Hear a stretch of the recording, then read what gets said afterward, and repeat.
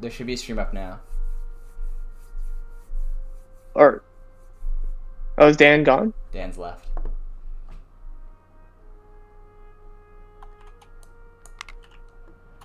I'm assuming it's not being put to YouTube, so I can. I mean, it's being recorded. Against itself Oh, okay. cannot stand. You've always This dreamed. Yeah. government cannot endure permanently. Half slave and half free. What is this? Ultimate General Civil War. For the purpose of announcing You play as a mid-level officer in either the Union or Confederate the army. state of Mississippi. But it's the Mexican-American War. This is your character's background, so you create the officer as the first step in the game. Separation from the United States. I'm just making a meta. So should I made a meta like an officer who will be good. Now should I go Confederate or Union? Confederate, so you can get ready for the Martian Earth Civil War.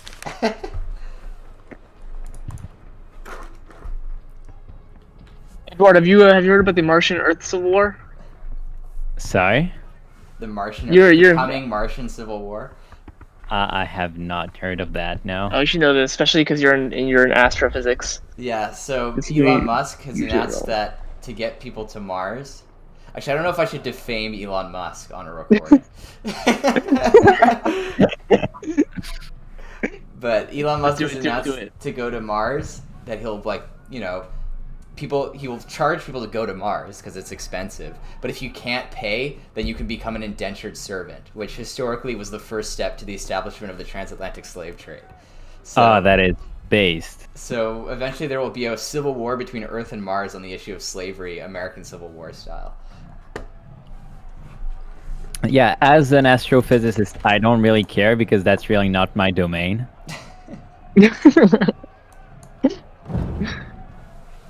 Yes, sir. The detached STEM person. Yep. General, your first assignment is to secure a small coastal fort at the bank of the Potomac River. The vanguard must hurry up and eliminate the Union batteries while the fort is lightly guarded. The Federals have been alerted and gather forces to block the river passage in front of you. Additionally, Are you enemy regiments... Are you Virginia? I guess your officer can be from wherever you want. You play a bunch of historical battles. You're not any one officer. Like, the early start of the game, you seem to follow the career of Stonewall Jackson if you play as the Confederates, and then it kind of slowly switches to Beauregard. So which one are you, Bennett? Where are you from? Well, there's a city called Montgomery in Alabama, so... Also, I'm playing Oh as- yes, the if you look at my character, I guess he's probably from South Africa. Okay, this is- Elon Musk killed. This is an infamously difficult tutorial. Like, the enemy will fuck you up here. Oh, you literally named your character Elon Musk. Yeah. It's good you're from Montgomery. That's like the birthplace of Yeah. civil action, civil. Civil rights, right? Yeah, yeah. I wonder why civil rights are such an issue there. they're just really progressive that way.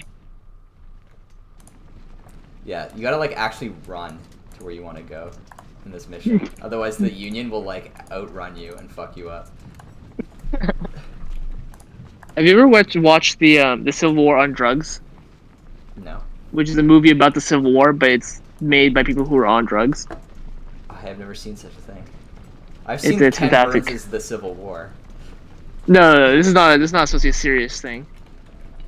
But the final battle in Civil War on Drugs is a battle between the Union and Confederates. But the Elon Musk is the stuck in Union, river. the battle happens in a marijuana field, and then the Union just burns the field and gets the entire Confederate side high. That can't be real. I don't think that's historical. Come on. So what's going to happen here is the fort right now is lightly defended. Basically, Is that what Fort we Sumter? this is not Fort Sumter because this is on the Potomac, which is in Virginia. Yeah. Fort Sumter is in South Carolina. I hope they're charging me. Let's see how that goes for him.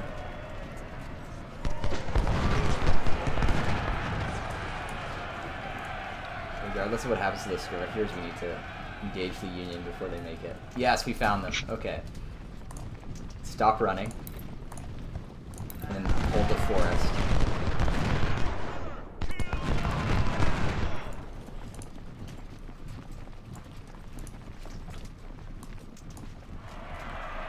Bullets, was it the Confederates or Unionists? What? Who shot the first bullets? Who started the war? Was it the Union or the Confederates? The Confederates. Basically, the story of the start of the war is the Confederacy demanded the Union withdraw all federal personnel from the South. And when Buchanan just ignored it, he didn't say yes or no, he just ignored it. And then when Lincoln actually took power, General Beauregard ordered his men to fire on Fort Sumter, which started the war. Right. The funny thing is, the commander of Fort Sumter was like the professor that taught Beauregard at West Point. It's kind of interesting about they must have all been classmates. Yes, the they folks were. in both sides. Stonewall Jackson was like roommates with a general that he fought at Chancellorsville. Yeah, wasn't like Grant also super close to a bunch of the Confeds? Yes. It's kind of a weird war. Like they were both just like, it was like the upper class of the North and South, who had like a close relationship and just started fighting each other. Yeah. Oh shit, my cover's getting fucked up. I mean, it's kind of like with the War of 1812, where the Canadians and the American generals were having dinner when the war was announced. That's gonna be awkward. Who were even the Canadian generals? I mean, like, were there any Canadian generals that weren't actually just British generals? I mean, when I say Canadian, I'm being very, very kind here. Yeah.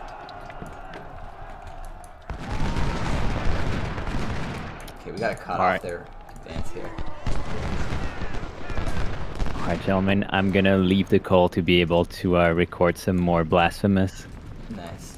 Sounds good. Looking forward to it. Yeah, see ya. So, yeah.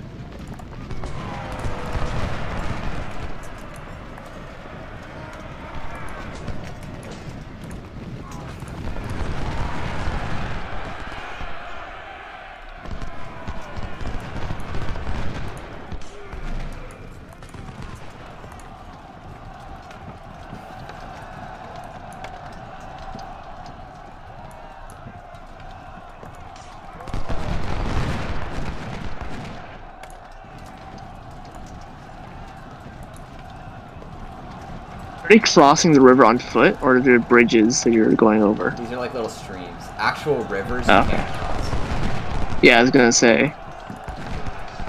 Let's chase down the Ohio with our boys. So you're not in charge of the entire army right now. You're in charge of like a couple of units. Yeah. Over time, you'll get a larger portion of the army, but you were never actually like in charge of the Confederate States of America. Yeah.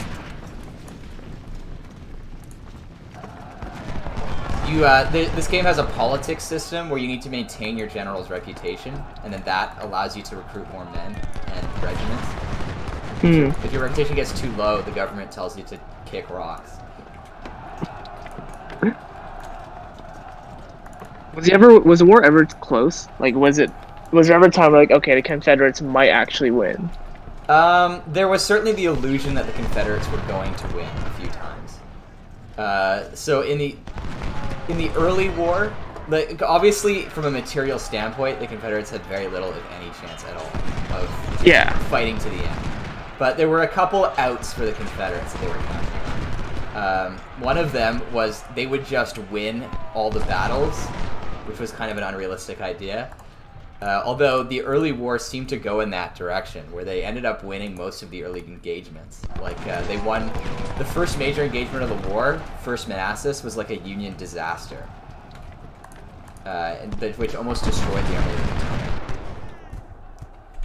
Potomac. There was also, in the middle of the war, like actually not in the middle, at the end, in 1864, the Union had an election, and the election happened just after a battle, that if the Union had lost, might have caused the election to spin the other way. And the guy who was running against Lincoln was pro-peace and might have negotiated an end to the war. Oh, I see. Yeah. In general, the most realistic plan for Confederate victory was when if the Confederates had managed a bunch of early victories and pushed through Maryland into Pennsylvania, they might have been able to secure a threat from Britain to tell the Americans to end the war or get attacked. Yeah, because I was like, from what I know about the war, most of the war was fought in the South. Like the North is fairly untouched. Well, the South did fight into the North a little bit. Like they attacked the early phase of the war. Had Lee tried to move the Army of Northern Virginia into Pennsylvania, but because that would have worked, it would have been like a huge success for the Confederates. But the order to maneuver, Order 191, was intercepted by Union troops completely by accident. They found it rolled up in a cigar. So as a result, Lee's army was intercepted, and the Confederate invasion of Pennsylvania was halted.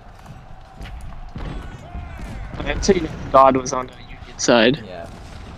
Either that or history is not saying the truth right now. Great. Third Ohio made it back, which is a problem. I need to move Elon Musk up here.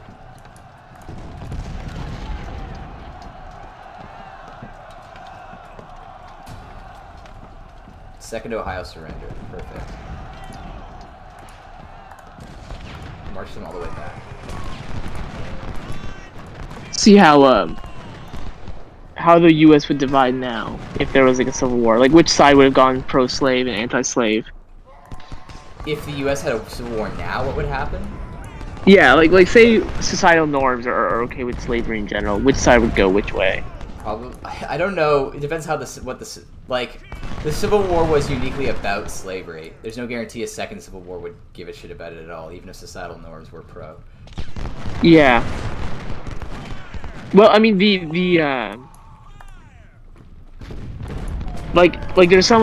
the excuse that it was all about state rights, Yeah. right? So let's see which one's like okay, which one's more pro state rights versus more federalist. Or centralized, sorry.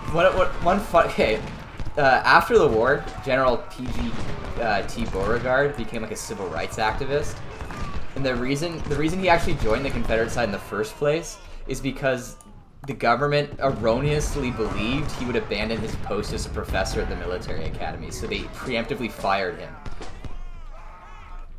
So he became anti-federal government and sided with Louisiana, his home state, over the federal government. Yeah, exactly. Like if that would happen to this year, which one would be like okay, pro state rights? I don't think if there was an American Civil War, the lead up to the American Civil War was in the atmosphere where people had a general loyalty to their state, often more than they did to the country at large. Right? Right. So that doesn't exist anymore, except like maybe Texas. There's a couple of states, not just Southern, but a couple of states where that's felt more. Yeah. But yeah, you're right. Okay. Yeah. Before the Civil War, there was a general semantic difference where people would call the U.S. these United States rather than the United States of America. How interesting. These United States. Okay. The implication being that early views of the United States was as like a confederation of willing equals rather than as just like subordinates to a federal government. Man, things have changed then. Yeah. Let's see if we can get Bernie into the fort here. Bernie? How he's gonna win? Yeah. Cursed Bernie.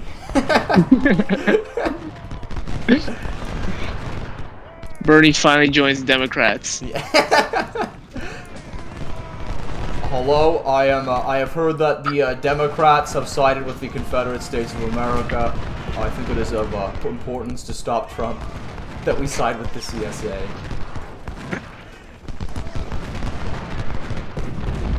great. Shit. Bernie's stuck. He's clipped into terrain. Bros. No.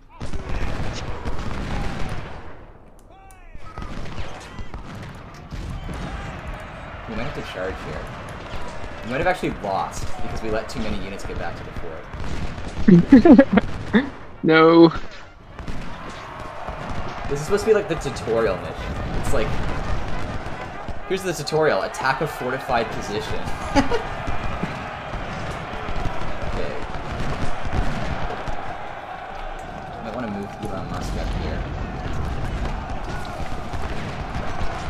Is his time in the Mexican-American War? I went with the meta build, which is like maximizing logistics. That's very Elon Muskish, yeah. And then as well as politics. Yeah, I recently learned Elon Musk didn't start a Tesla. Did you buy it? Yeah, more or less. These two brothers started Tesla, and then they hired a third employee. Well, no, they're in the social network. Zuckerberg actually started Facebook, but he was one of the founders. But in this situation, there's these two brothers who started Tesla, and then they hired a third employee, and they started talking about their idea to Silicon Valley, and Silicon Valley gave these three guys $7 million to create Tesla, and 6 of that $7 million came from Elon. And then he just eventually took over the entire business and ran with it.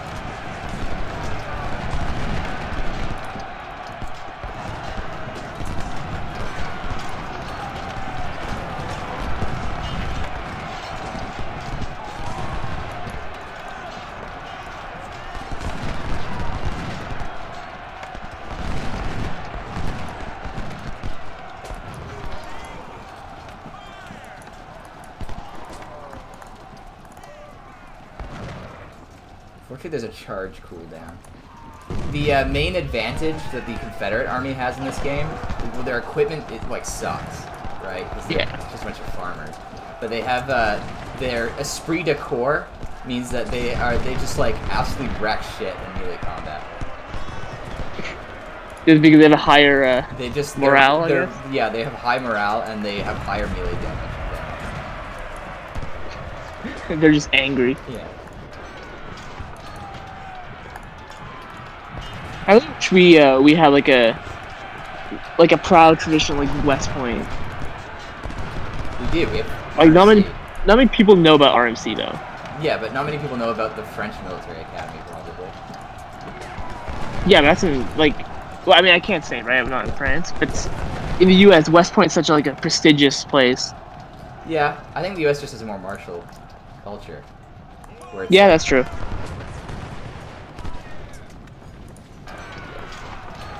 Yeah, I know I've applied to American jobs or even for hackathons before, and one of the questions is, are you a veteran? Yeah, they love their veterans over there. Actually, let's keep Kemper out of the fort and flank the Ohio. Same with Siegfried. But we need. I'm talking to a couple of my friends who are Americans. They're like, oh yeah, recruiters come over all the time. Battery A destroyed. Perfect. Yeah, back in the fort, boys. Everyone back in the fort. In and out, in and out. Congratulations, you secured the fort. The fort has served our purposes for some time and has prevented enemy supply ships from passing this section of the river. But now the Union is on the offensive. Ironclads approach to bombard us. Federal infantry is disembarked west of the fort and is moving to attack. Do you get a navy? Nope. Okay. The Confederate Navy was very small, and there were a few Confederate ships that spent the entire war never touching a Confederate port, like the CSS Alabama, which was built in Britain and then only refueled in Confederate, or only resupplied in Commonwealth ports. Based. So they do the entire war, everyone just... No, what they did the entire war was avoid the U.S. Navy while raiding American naval trade. Oh, I see. It's basically pirates. Yeah. British pirates at this point. I don't know if the crew is from the South, but the ships themselves were from Britain. Well, like, were they in Britain when the war started? I don't know. I have to look. It's called the CSS Alabama. Let me look it up. I'm assuming the CSS was eventually made to the USS. I think it might have been scrapped after the war. Oh, Sunk by the U.S. Navy in 1864. oh, okay. It was a steamship. It would just be so funny if they were manned by British people taking it back.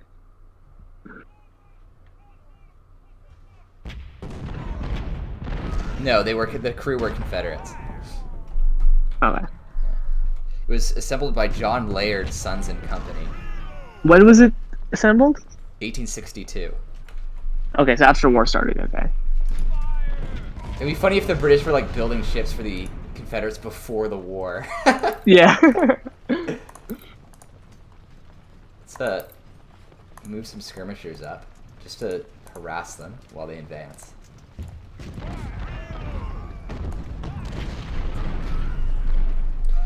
We need to hold it until the main Confederate army moves up.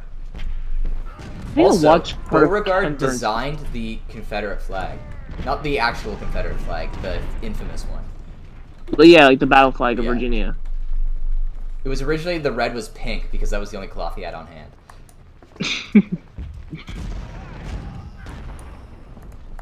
Very interesting. I'm not sure this is a controversial take, but I really do like the Confederate flag. Like, I do think it's very pretty.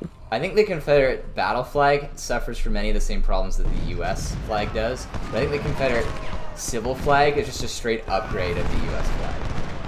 Which one's the Confederate civil flag? I forgot that. It's the one where it's got only like 13 stars and 3 bars instead of... Oh, yeah. I feel like I've been Stockholm syndrome to the American flag enough where it just looks bad to me. Yeah, it looks bad. It breaks so many rules of flag design. But Yeah. that's like not their... It's like they designed it in the 1770s, so... That's just how... People were shit at designing flags back then. It's just how it was.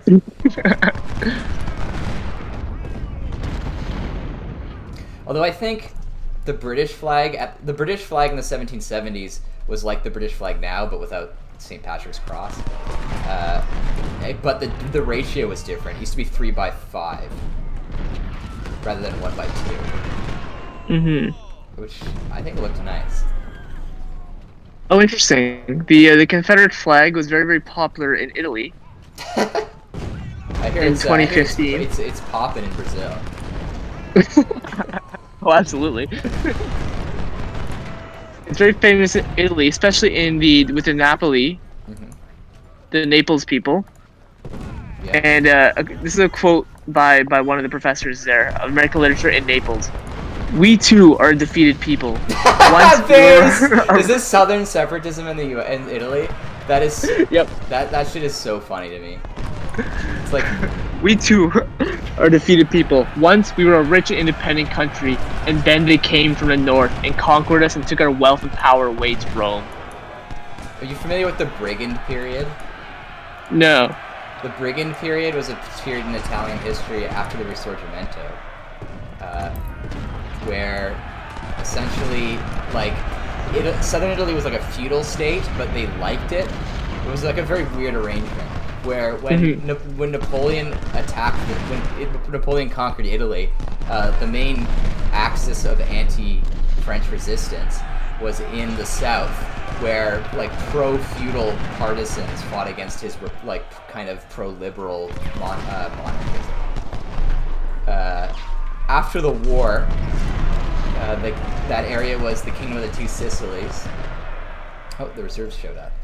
Perfect. After the war, that was the area was the Kingdom of the Two Sicilies, and during the Risorgimento period, they kind of had to be forced to join Italy. Right.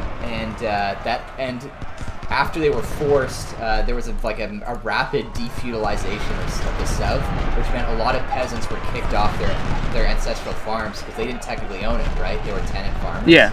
So they were like just lost everything because feudalism had been abolished.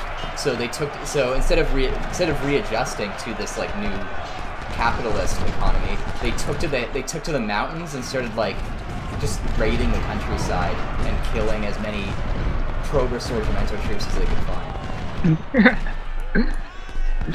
There was definitely a feeling that like the North ruined everything by Risorgimento. Yeah. There's way too many. Oh, this is so interesting. That in southern Italy.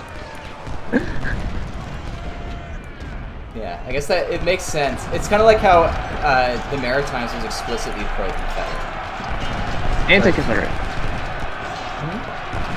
Anti. The Maritimes were extremely anti-Confederate.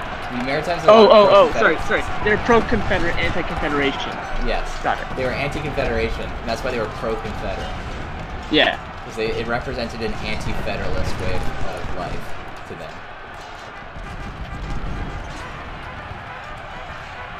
Ontario had a very strange reaction to the Civil War, where at both the same time they were happy to see the United States get fucked up, but they were unhappy to see it be over slavery. In fact, between 30,000 and 40,000 Ontarians signed up for the Union Army. 30 to 40,000. That's a good number. I'm assuming not all of them were also African American. Because I know a bunch of African Americans went. Not all of them, but I'm sure many of them were. Yeah. I mean, to be fair, that's pretty much that's pretty much my stance on the Civil War. It's always fun to see the United States get fucked up.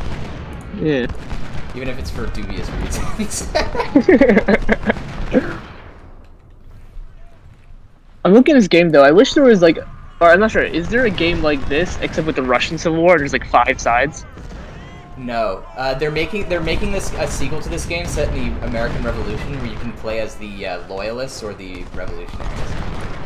That I'm hyped for. I feel like there should be more games where based on Russian Civil War, when you know like the 5 sides are all fighting. The only one I know of that actually models it in any way is like the Battlefield series. Yeah. Although they don't do the 5 different sides fighting at once, they just do reds and whites. I feel like that's such a good opportunity. It'd be so interesting. Do you want to be the Green Army and fight with the peasants? Do you want to be with the Reds, the Whites, the Blues? And I think there's one more. Hearts of Iron 2 Darkest Hour, like the kind of like Hearts of Iron 2.5, does have a World War I bookmark with the Russian Civil War playable. But I don't remember if it actually like does the complexities of the Civil War. Yeah. Would you? You'd probably be a white nationalist, right? White army. I don't know. Like the Tsarist regime of Russia was legitimately fucked up, and they like really did mess up a lot. It wasn't like just like Lenin himself rolled in and fucked everything up. It was more like no. The Tsarists laid the groundwork for Lenin to show up and ruin everything. Oh, absolutely. I was reading. There's like an amazing little point where I think it was the 1912, I want to say, before the war. There was like a really nice the king, the Tsar, he put a huge banquet for the people of Moscow, and all the peasants were allowed to come in and eat. But they didn't really order anything, and it led to a huge stampede which killed like hundreds of people. Nicholas II, reading about him, he seemed like a nice guy. He was just put in an incredibly rough situation, and he wasn't that smart. No, not at all. What really fucked him, though, was the assassination, in my opinion, of Alexander II, who like was going to liberalize Russia in the 19th century, but he wasn't doing it fast enough. So, like some serf rights group assassinated him. And then Alexander II's successor, Alexander III, reversed all of Alexander II's liberal reforms to punish him, which like fucked Russia up. Alexander III was the Tsar before Nicholas II, right? I think so.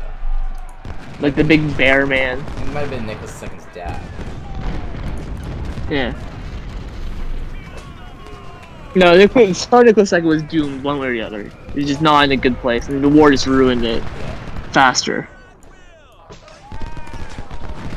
Well, it was a real shame what happened to him, but kind of inevitable. Captain Gordon Merritt is killed. But yeah, I do think a good game based off the 5 sides would be excellent. I'm honestly hyped for this game's American Revolution. Loyalist all the way. Yeah. Crushing the American Revolution in its cradle would be quite the gaming experience. You get what you deserve. Yeah, it's Joker killed. Where's Bennett gone? We haven't seen him in weeks.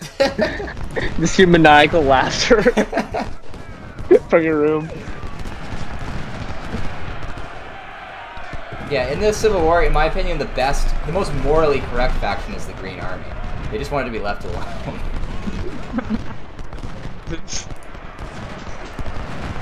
Please don't fight us. Just leave, bro. Which side was Canada on? We get on with the Canadians and the entire intervened- Allies. Canadians intervened on the side of the White Army after the Tsar died. Right, okay. So it was like, I know we sent troops there. Yeah, the Canadian Siberian Expeditionary Force. there was definitely, after the First World War, a bunch of troops from the First World War were sent. Yeah. Yeah, the Wikipedia is pretty good. The Canadian Serbian Expeditionary Force, Allegiance White Movement, role suppression of the Bolshevik Revolution. CCF froze, we got 2 pounds. It's not looking good here. There's so many Yankees.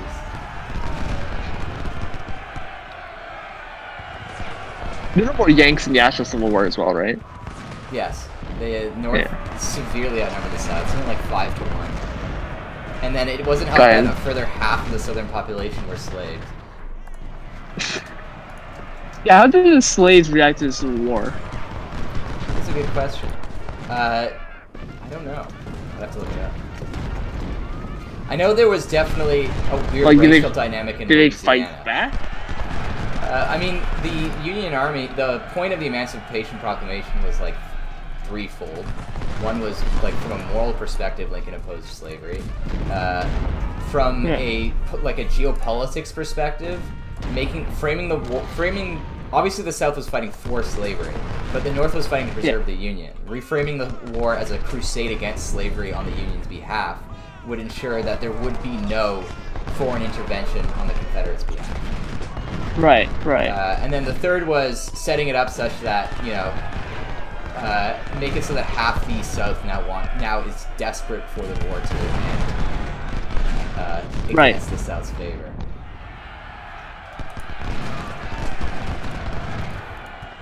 When the war began, there was no guarantee it would end with slavery abolished. Oh, interesting. Okay. So it just kind of happened then. Yeah. It was always Lincoln's goal was the abolition of slavery, but it was not a universal ideal. And even a whiff of that being the point of the war was enough to cause riots in New York City. Where New York City was pro-slavery, or parts of New York City was pro-slavery? Well, they weren't pro-slavery. It was more that they were immigrants and they didn't care. They didn't want to die for black people. Yeah. I think we lost, bros. It's not looking good. I remember reading Kennedy was not planning to do much on civil rights, but he still met up with Martin Luther King and he still sympathized with the cause. But because he died, it became really easy to just pass a bunch of civil rights stuff. No, bros. Elon Musk's worst enemy, Maurice. Wait, is that it? Wait, we got kicked from the game. Normally if you lose, it just says you lost and the war goes on. Okay. That was it, huh? Yeah, the tutorial in this game is very difficult. Let's see if I can find just a save that happens after it.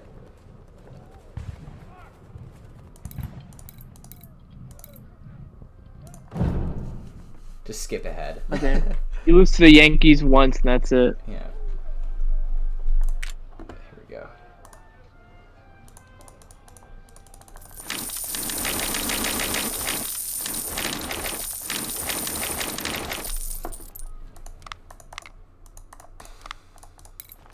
Yeah, so on this screen you manage your army.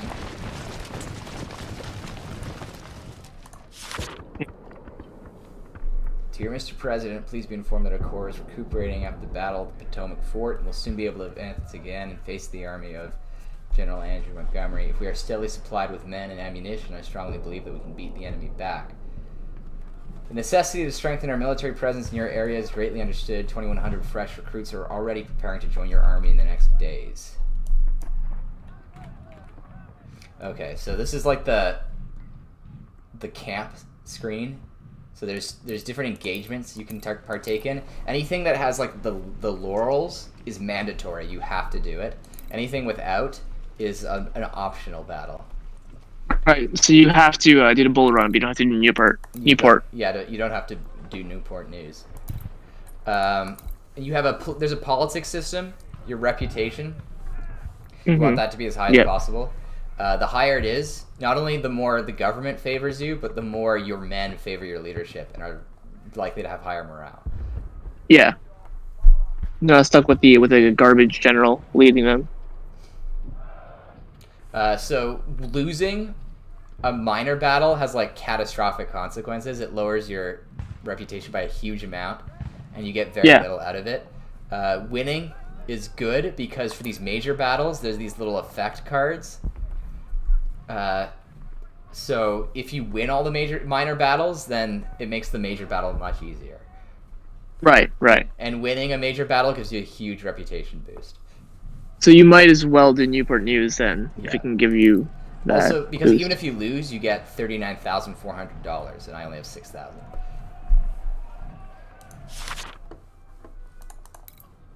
There's this thing about how like wars change and the fact that how the generals have changed in their stature. For example, I'm pretty sure back then everyone would know the generals, or at least the big ones.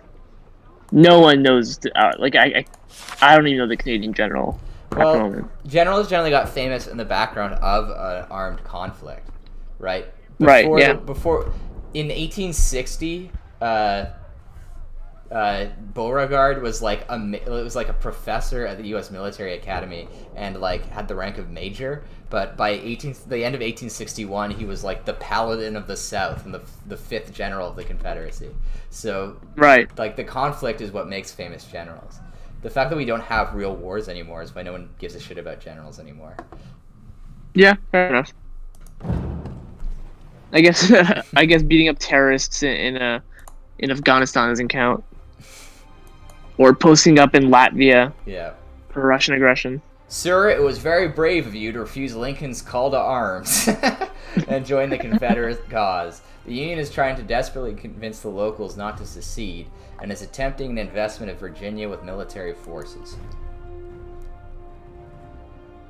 Numerous Union infantry is approaching our town from 3 directions: northwest, north, and northeast. It is vital to protect the town and show the Yankees that we are not going to leave our lands undefended. The incoming Union forces are too strong, we cannot stop them, only delay them, so it is advised to deploy skirmishers and advance north of the town to buy some time for our reinforcements. Our cavalry scouts have returned from their reconnaissance mission and will assist your efforts. The Virginia local militia has been called up. We will receive infantry and artillery to counterattack. Till then, hold your ground. And we only get 3 brigades.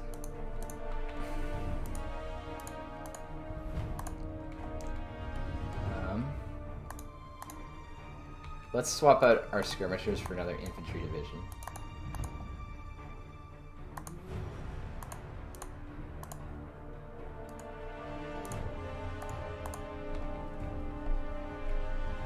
Yeah.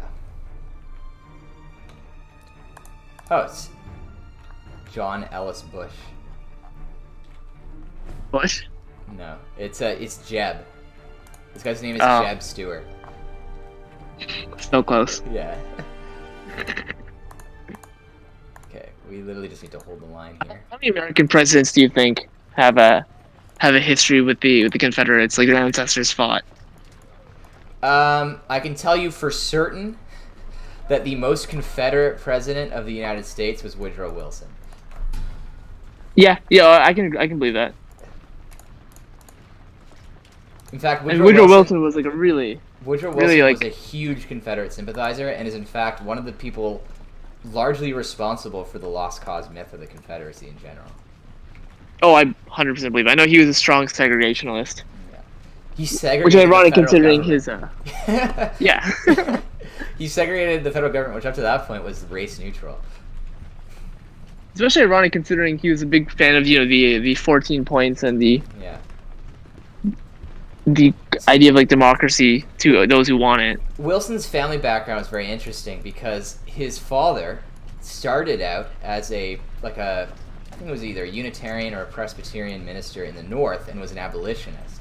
But he then moved to the South and became convinced of the theological justification of slavery and became a prominent pro-slavery theologian. He became pro-slavery theologian? Yeah, so his father was like an abolitionist preacher in the North, and then moved to Virginia for a job posting or something, and then became convinced of like the godliness of slavery. It's giving me very much a vibe to a certain German chancellor who was a spy for a certain cause and ended up joining that cause.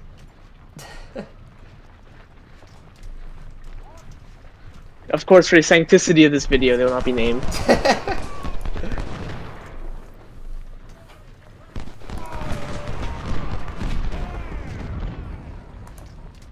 Yeah, like I'm thinking back, like Trump, his roots are German, but I know Trump's grandfather lived in the Yukon for a while.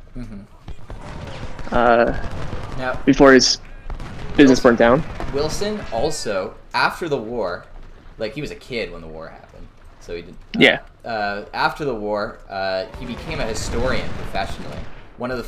He received one of the first graduate level history degrees issued in United States history. And he became a leading authority on the Civil War, which was one of the worst things to ever happen to Civil War historiography, because he was so radically pro-Confederacy, he was almost solely responsible for reframing it as states' rights. I didn't know that. So Wilson's from I know he's from the South, but he was big in the South before. Did his parents fight in the war? His father converted his church into a hospital for Confederate people. Okay, but he didn't fight. He didn't fight. He was a priest. He was close though. Yeah. Wilson wasn't the only lost cause historian, but he was one of the most influential of the 1880s. He probably had an uncle or something who fought. Yeah. Oh no, but his family came from the North, so probably not actually. Yeah, his father was from the North originally. His mother, was she Northerner? I don't remember. But I do know, I think it was either Oxford or some American university was compiling a history of the United States, and Wilson was the most respected Civil War area historian they could find from the South. So they had him write like the section on the pre-war South, and I believe the whole thing was called, his chapter was literally called States' Rights or something equally ridiculous. This will no way cause any issues Yeah. for the future of my country. He also he became president of Princeton, I believe, and I think you're right. actually reformed the university significantly. At the time, to be a professor at Princeton, you only needed an undergraduate degree, and he reformed it so you needed a master's at least. Hmm.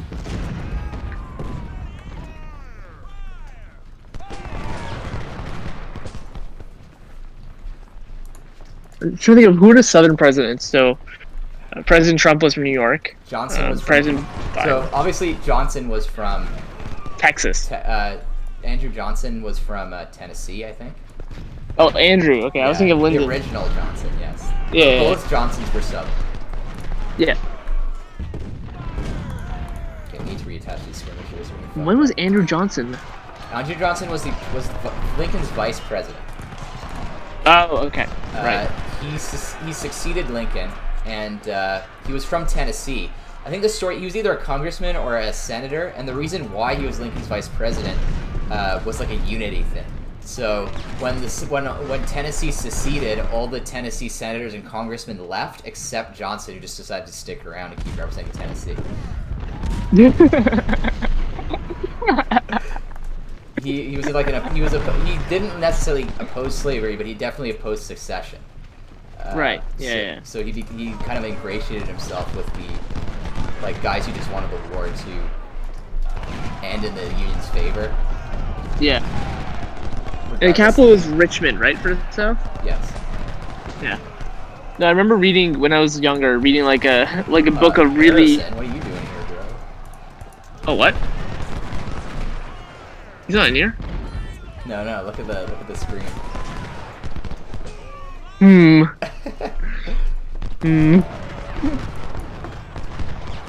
A book of like interesting facts of history or something like that, and one of the things it talked about was how the both Kennedy and Lincoln were succeeded by a gentleman named Johnson from the South. Same book. There's like all these like spurious connections between their assassinations. I remember that. Yeah. How I think it was Kennedy went from a theater to a warehouse, but but Lincoln was shot from when he was going from a warehouse to a theater. Yeah, something like that. Yeah, Lincoln was shot, brought from a theater to a warehouse. And then I think Kennedy was traveling from a warehouse to a theater and got shot. Succeeded by Southern Democrats named Johnson. Wait, Andrew Johnson was a Democrat? Originally, yes. That's why he represented Tennessee. They weren't fair going enough. to elect a Republican. Yeah. Something about like the names of their assassins was like almost the same. In terms of, I think, length or something. John Wilkes Booth and God, who shot Kennedy again? Lee Harvey Oswald. Yeah. I think like the same number of letters, something like that. So many fucking Yankees.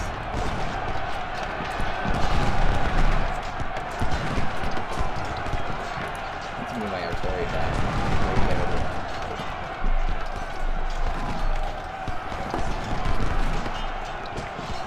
Okay, so Johnson's family definitely fought on the Confederate side. I know Ulysses S. Grant's family fought on the Confederate side. Ulysses S. Grant's family was completely dysfunctional. Just balls to the walls. Yeah. Well, he owned slaves for like a small while. Because like a marital gift. He didn't know what else to do with them, so he eventually gave them up. the old George Washington defense. Bro, I swear they were a gift. Well, he got 2 slaves from his wife's dad, and then he let them free like pretty quickly after because he just didn't know what to do with them.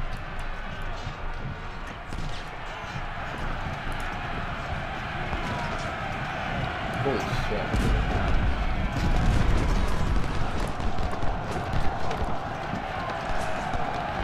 I remember reading about Grant. He was like surprisingly like racially progressive for the time.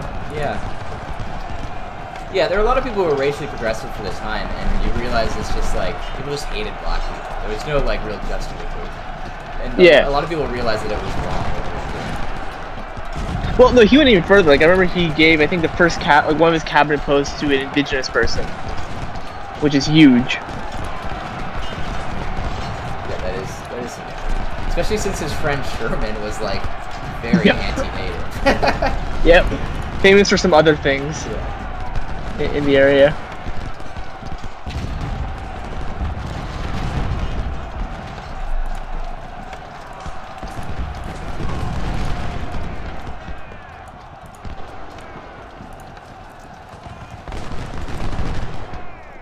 I think it was Lincoln and him. I remember like watching a video of like, I can name one bad thing about every president. And it was Lincoln and Grant. He just couldn't name something bad. Yeah, Lincoln didn't really do anything wrong. Probably one of the only presidents who just genuinely did nothing wrong. The only controversial thing he potentially did was suspend habeas corpus and just arrest people unlawfully. But it was kind of, a national emergency, so I don't really care.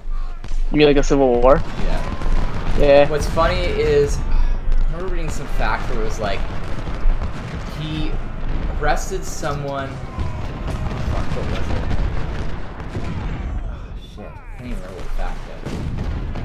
Oh no, I don't remember what it was. Francis Scott Key's nephew or grandson was a Maryland state senator. And when the war started, to prevent Maryland from seceding, like from seceding and like enveloping Washington D.C., Lincoln had the entire Maryland Congress legislature arrested preemptively. So Francis Scott Key's nephew or grandson was arrested and thrown in like this temporary holding area, which happened to be the exact same fort that Francis Scott Key wrote the Star Spangled Banner about.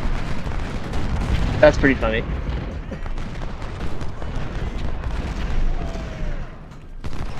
This battle looks like a disaster for the Union. Yo, this guy's name is Jennifer. What the? We're gonna see other ways. Finally, the first female Confederate general. Girl boss Confederates. Mommy Confederate status. Did you ever take American history in high school, Sherry? No, we didn't have the opportunity to. And I probably wouldn't have either way. I don't know. I think American history is very interesting because shit actually happens there because they have such a stupid form of government that it's just always chaos down there. Well, we didn't have the opportunity. We had Canadian history in grade 10, Yeah. and then we had IB world history. Okay. Our options were U.S. history and grade. So after grade 10, Canadian history was finished, and you could transition to world history or American history. Or no, you had to do American history next. That's what it was. Grade 12 was world history. So I wanted to do world history, so I took American history, and it was a very interesting course. But then the AP world history class was at the exact same time slot as the only AP biology class. Oh no! So I had to choose biology instead, which my biology teacher told me the history teacher was upset about. Complained to her about it. I can imagine. I ended up taking the history teacher's world politics course anyways. So I didn't completely hang him out to dry. Yeah.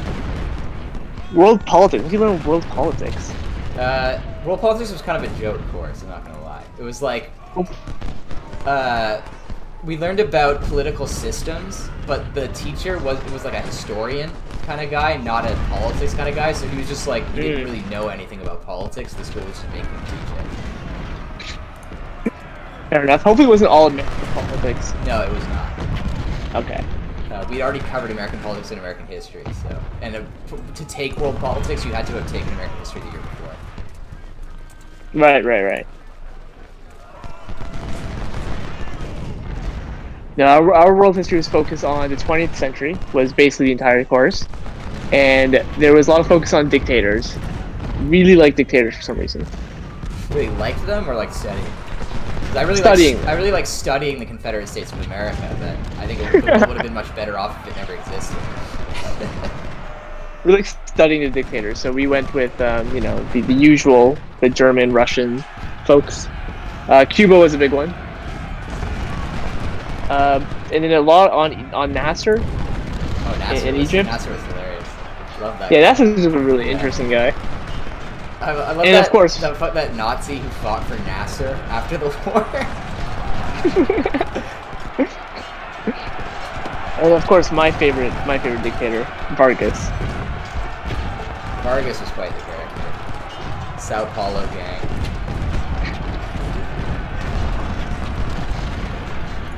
He was like he also did his own anti-Semitic stuff, but he was a lot more subtle about it. Like whenever there was like a big conspiracy, he'd like use a Jewish name. Today I shall move to one of the few pro-slavery countries left in the Americas. Clueless. Great grandchildren become Latin American.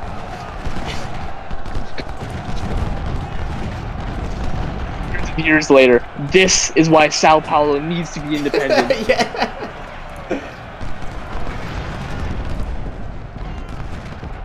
Man, that website was actually wild.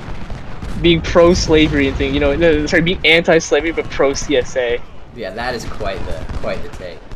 I mean, obviously there are a lot of people like that, unfortunately, due to the failure of education. A lot of people do genuinely believe the rules about states' rights. Due to a certain historian from the 1900s.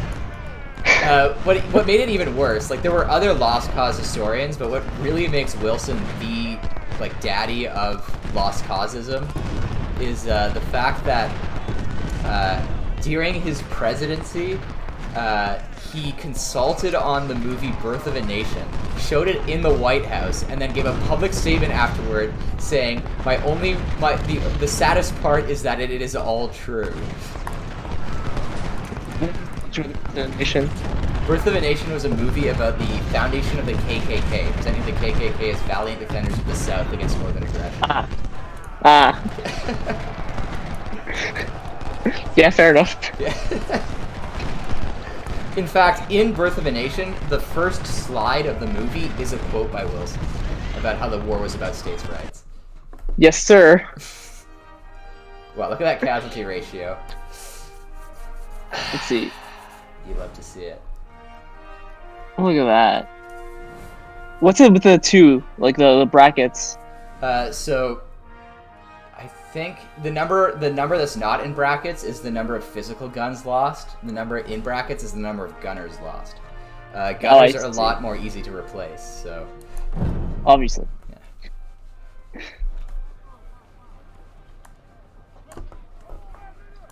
So how do you compare to the other generals right now?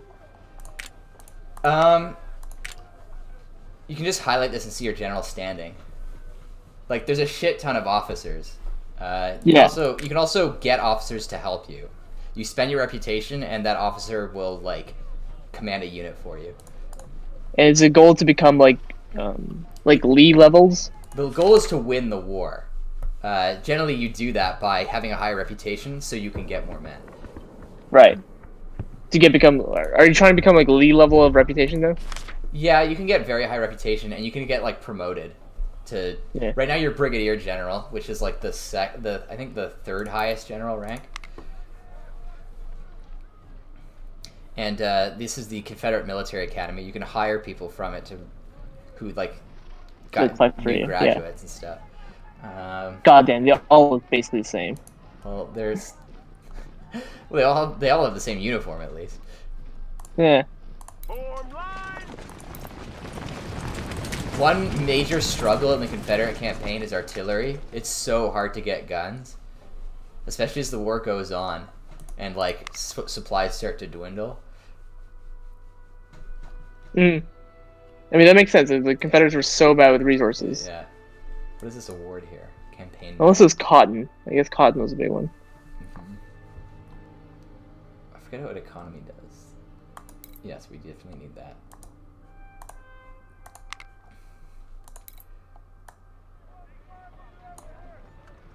So Wilson was the American one. I'm trying to think of which Canadian Prime Minister would be like the most likely to be supportive of similar causes. I feel like Borden would probably be the big one.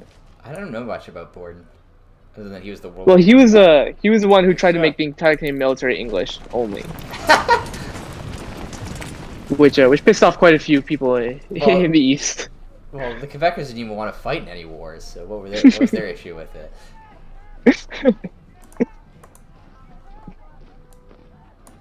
I think Borden would be the big one. I feel like everybody else is kind of like moderate. Mm-hmm. Let's actually boost. No, my favorite is Saint Louis. Laurent Saint Louis, because he left for a year. Like, he was prime minister, but he just went on vacation for a year and refused to do any duties. That is based beyond belief. One of his ministers just took care of everything, and he eventually became He became known as Minister of Everything. Okay, we've won Newport News. We'll do Bull Run, and then continue. Well, you have to do Bull Run. Yeah. We'll see what happens after that. Several miles east, the Confederate Army of PGT Beauregard has during the actual war, Beauregard hated being called PGT Beauregard because he was kind of ashamed of being French, so he dropped the P because he didn't like people knowing his name was Pierre. Was it Pierre Jean Taylor? It was like, it's Pierre Gustave Thoreau Beauregard or something like that. His like middle name sounds a lot more German.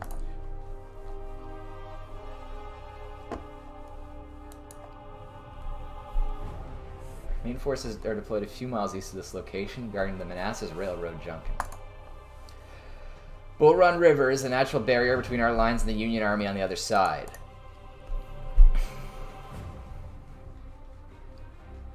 To protect the left flank of the army, we need to guard all the fords. Nope. Our forces are stretched thin along Bull Run. We do not have sufficient regiments to guard this passage, but you need to be alert for any enemy movement. McDowell may attempt to cross with a portion of his army from here. Green became super pixelated there for a second. The small hill near Matthews Farm is a good position to create a defensive line in case the enemy threatens our left. Henry Hill is another strong position for artillery, and it must be secured. Your orders are to defend your position and scout for enemy movements. If the Federals attack you, reinforcements will be dispatched. General Federal forces have been spotted on the other side of the river and will certainly try to cross it from this section. Take position on that hill to stop any attempt of the enemy to cross the stone bridge. Pay attention to this ford, which is also a possible passage for the U.S. Army.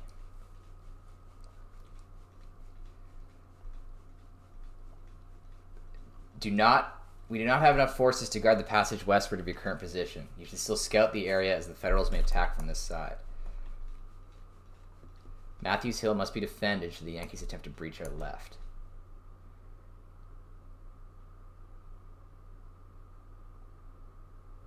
Delay the Yankees until you receive more reinforcements. Okay. I'm gonna put our skirmishers. Actually, skirmishers should not be our priority. Might go more infantry. Yeah. Yeah, I'm going to detach skirmishers from all my infantry. Actually, maybe. Let's see. No. Who's going through a war right now? Current ongoing world wars? Yeah, I'm trying to see who's in the Civil War right now.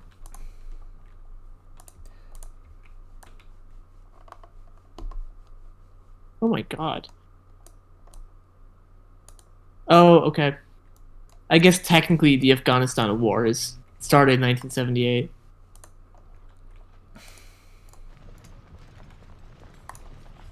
Okay, we need to hold Henry Hill here, or Matthew Hill, or whatever it's called. I'm going to put our artillery up Henry Hill. Keep myself here.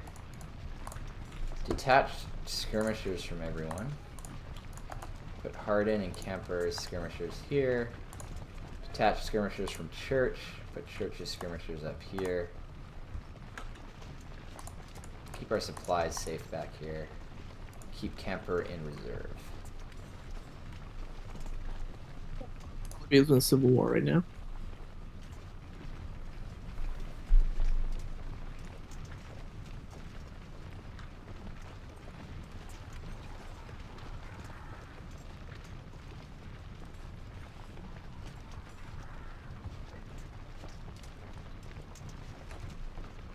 The only other famous general from Louisiana of the war was Braxton Bragg, and he and Beauregard were not friendly. Why do I know that? Why do I know Bragg? Fort Bragg, is that a thing? Yeah, I think there's a Fort Bragg. I think controversially there's a Fort Bragg and it was renamed. Okay. I think I know Bragg for some reason though. Enemy artillery spotted. There's a Maoist insurgency in India? In India? Huh. They associated with Did the not know about CPI or whatever the Kerala party is? Yeah, it's the well, there's a ton of them, but this is CPI Maoists, which is separate from the CPI and CPIM, which is CPI Marxists. Who are CPI? Like, which is the based one? What do you mean the based one? The one that Like the one which is the like one that leading you a like the most. state?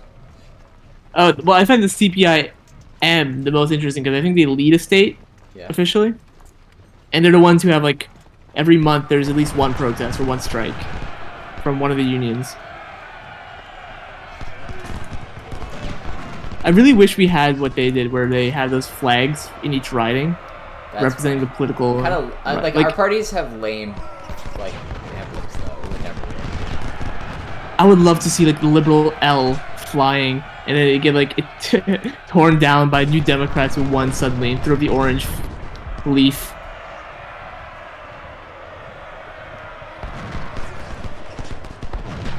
I think in the 2015 election, my riding was between a guy I really liked, Ted Opitz. He was just a super nice guy, and a guy I didn't like, Boris Rezniewski. Ted Opitz was the conservative, and Rezniewski was the liberal. So I volunteered for Opitz, and as a result, we had Opitz. Our house faced. Had the back of it face Eglinton. So we had a fence that faced into Eglinton. So we had a bunch of Ted Opitz signs. And my dad agreed to the Opitz campaign putting the signs there if the Rezniewski campaign could put the same signs there. So we had both the liberal and conservative signs on our fence there. And then the local. So then there's like a strip of grass to the road between our fence and Eglinton, and like the sidewalk in Eglinton, and the NDP showed up and put their things there as well. So we had all three major parties at our fence. I'm surprised. I didn't realize your parents were. I thought your parents were very Tory. My dad is like is a very liberal, like in a economic, not in like in an economic sense, I guess. I don't think he gives a shit about like social liberal ideas. My mom is definitely a very conservative person. Yeah.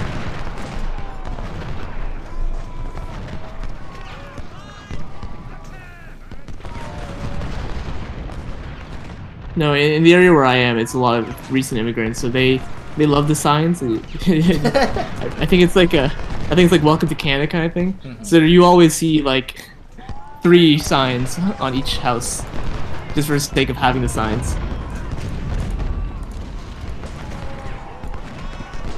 I had I lived in the riding that Harper grew up in. So his house during the election campaign, like the house he grew up in, he doesn't obviously live there anymore. The people who live there put up a Harper sign instead of a conservative sign. I don't know if you know. Amazing. I didn't even know where they got one. Well, I remember seeing Ford signs when we were campaigning, which was like a shock because we didn't give them the Ford signs, but like the really die-hard Ford Nation people would just pop them up. B's brigade rushing to cover our left. Actually, let's move this artillery up here. We already have artillery on Matthews Hill. So we can get B. Let's put B behind the hill, detach some skirmishers, have his skirmishers go up to the forest. Arden is wounded, that's not good. If an officer gets wounded, his unit starts to suffer severe penalties. I mean, that kind of makes sense, yeah. Mech. Who's your current MPP? The Jeremy? Our MPP is like the complete psycho, isn't it? No, your MP is complete psycho. Okay, I think I know where you are. I live in Pierre Purely Evers riding, but I mean, yeah, Kingston, Carlton. Kingston's MPP is infamous, is he not? Yes, he is. But who's your?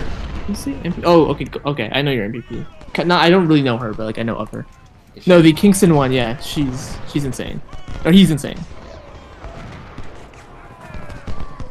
Yeah, I might move Harden off the stone bridge.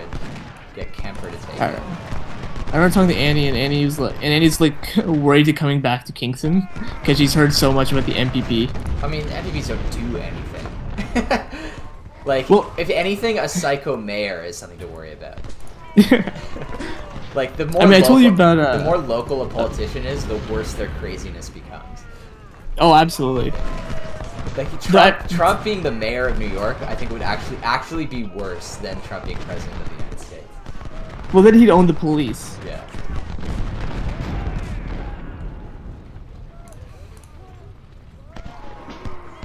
But I told you right about the how like the MPP's kids were tasered in Kingston. Oh. They refused to wear a mask, so the police came out and just tasered them. I did not hear about that. Yeah, it was a couple months ago, but it was it's like, huh, okay.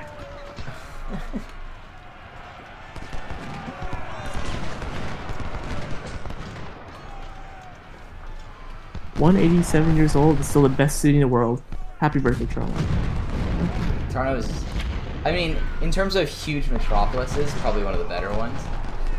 But I'm not a fan of huge metropolises.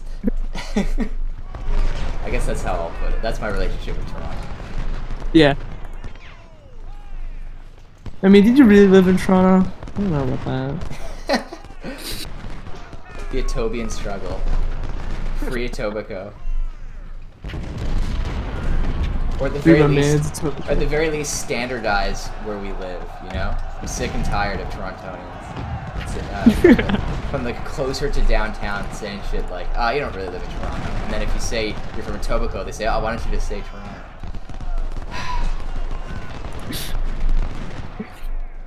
The struggles of the suburban Torontoites. Yeah. It's like, yeah, I'm glad to be rid of that place. Now what do you get? If someone comes up to you and asks you where are you from, do you say Metcalfe or Ottawa? I say like Metcalfe because it's more accurate, right? Because it's like a much different place than like a suburb of Ottawa would be. Like if I lived in Canada, I'd probably say Ottawa. Right. And most people, like most people I know who know where Metcalfe is don't consider it the same thing. Like if I tell, but Metcalfe's in Ottawa, isn't it? Oh, here he is. I'm moving Beauregard up. He's just hiding in the forests. Oh shit! It's not looking good over here, bros. Church, get back. Keys Brigade is crossing the river and trying to circle us. Like Metcalfe's in Ottawa. Like your mayor is the same as Ottawa. It's literally inside Ottawa.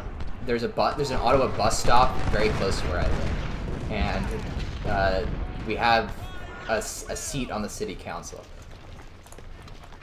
The councillor for Metcalfe actually, well, he's the councillor for the whole Osgood Township. But when our church had a fish fry, he showed up, which was very nice of him. Right.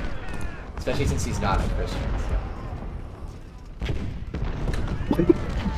The eternal Bennett struggle. Always being in a Concord town.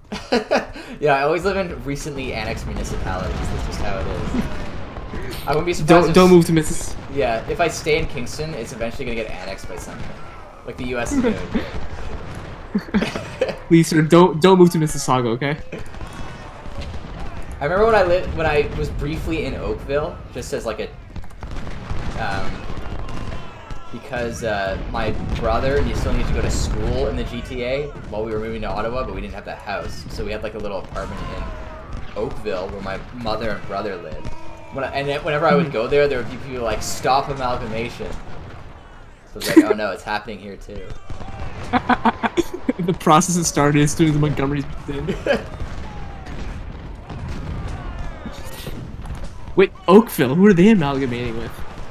Peel or something. I don't know. Huh. I know there's a strong, I know, like, the mayors of Brampton, Caledon are interested in making the United City of Peel, but the mayor of Mississauga is trying to make the independent city of Mississauga right now. I know, yeah, that's what I'm talking. That's what it was. It was about Peel amalgamating. They were upset about it. But Oakville's not even in Peel. Or Halton? What is Oakville in? They didn't want it to Halton. Unite. Yeah, Halton. Is it? Halton, yeah. I'm gonna have to move Hardin this way. I can believe that. I mean, Oakville's like a really, really rich city compared to its neighbors.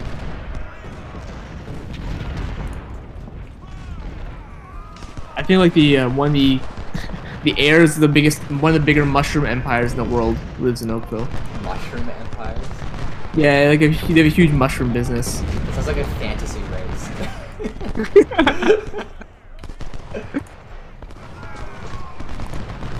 You can find it. Mushroom CEO Oakville. Yep. Found it. No way, his name is Rich Ubella. No, Rich Ubles.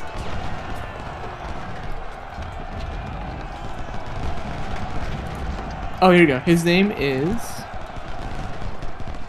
Malvinder Singh, chairman of Agro Dutch, one of the world's largest canned mushroom producers. That is disgusting. Canned mushroom producers? Yikes. What the? I can't even imagine. Even regular mushrooms are just okay. Excuse you, mushrooms are fantastic. Mushrooms are good raw, I'll say that.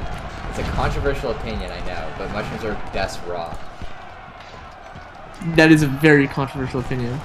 I think they taste good raw, but cooked, very rarely are they good. I love mushrooms. It's fantastic. Like, are they a vegetable? Not really a vegetable, are They they? are not. They are closer to animals than a plant. Fantastic fungi. See here, Oakville's Gold Coast. The Like the region of Africa? Let's call it the Gold Coast. Sherman has arrived. Ruh-roh. Someone hide the natives. Someone hide the farmland. Yeah, it's chairman of the of Agri Dutch, world's largest canned mushrooms. CEO of BMO. Founder of Matami Homes. Big shot at Labatt. Magna Auto Parts inventor. And a former Microsoft president. Canada president. Techcraft Manufacturing, and VP at MetLife. Is that isn't that like an insurance company? I think so, yeah. Give it up, Union. You're not gonna break this bridge by charging across it over and over again. I was gonna say at this point they might as well just burn that bridge, but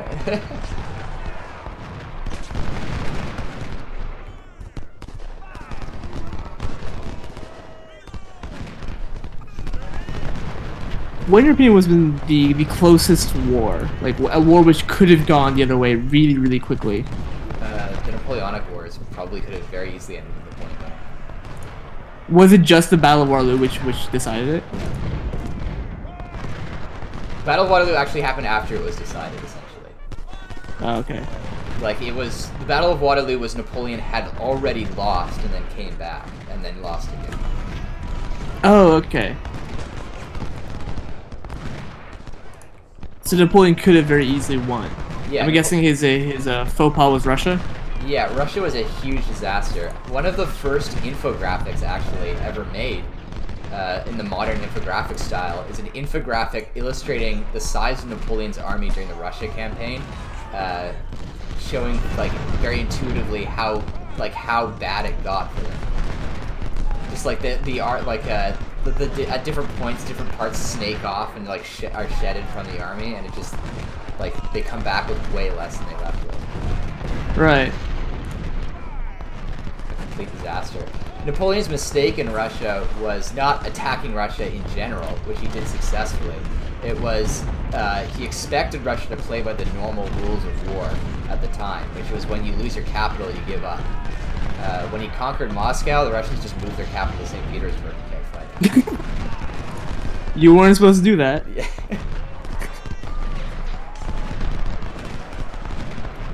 The Russians even burned Moscow to the ground as they left, just so he wouldn't get anything out of it. Oh, was that a rehearsal for 200 years, for 100 years later?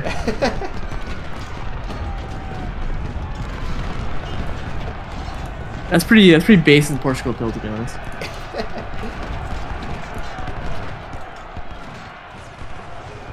I mean, you should have expected it. Portugal did that too, like Yeah. in that war. Yeah, I guess, despite being a very liberal person, Napoleon's mistakes often were because they assumed everyone was way too conservative.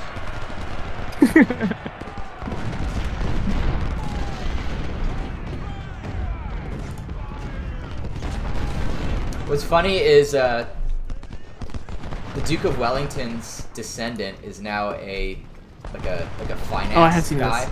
and Napoleon is a Yeah. Napoleon's descendants of finance. But actually, the current heir to the Napoleonic throne is a finance guy. That's where real wars are gonna be fought nowadays, eh? Yeah. Wonder if they know each other. Is there beef? They're actually not allowed in the same room anymore after the incident of 2012.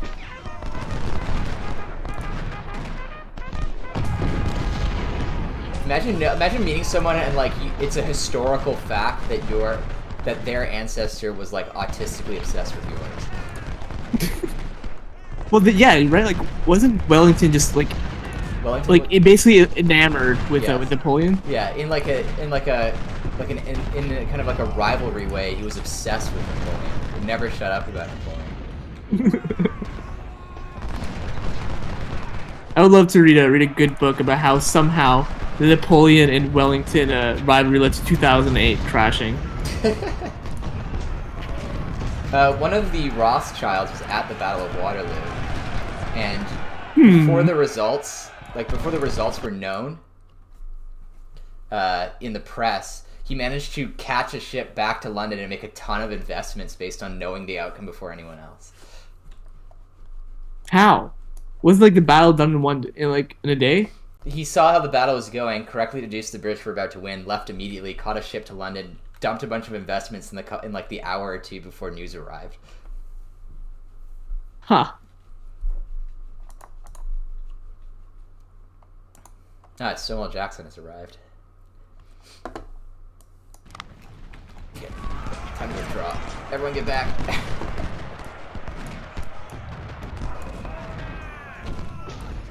I actually don't know enough about a lot about the Rothschilds, for as infamous as they are.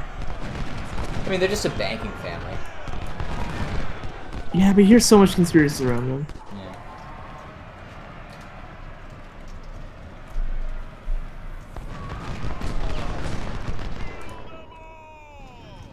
Hardin, hold this forest here. Kemper, hold this. Torbert, move your supplies back. It's kind of cool thing about like having a family which you can trace and track Yeah. to like do big things in the world. Yeah, being aristocracy would be cool, you're right. What made you say it like that? I mean, you're not wrong. It is genuinely a nice existence. Especially nowadays. I wouldn't want to be aristocracy in the Middle Ages. That shit sucked.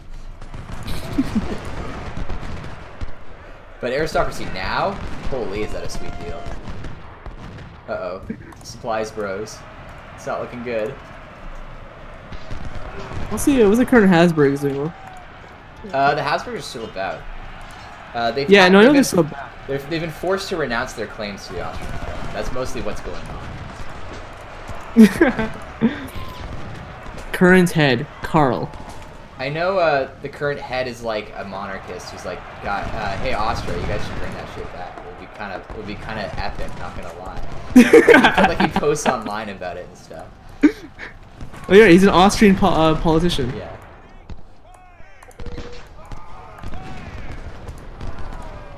Oh, that's kind of cool. He has different names in different countries. Well, he does claim to be the king of like 40 different countries. In Austria, he's known as Karl von Ostrich. In Hungary, On Österreich? Österreich. That just means Karl of Austria. Yeah, basically. In Hungary, he's known as Habsburg Károly. In the Czech Republic, he's known as Karol Habsburgovsky Lotrinsky. I know that Prague has like a monarchist march every year. It's kind of very Slavic. In Italy, he's known as Carlo d'Asburgo Lorena. And in France, he's known as Charles de Habsburg Lorraine.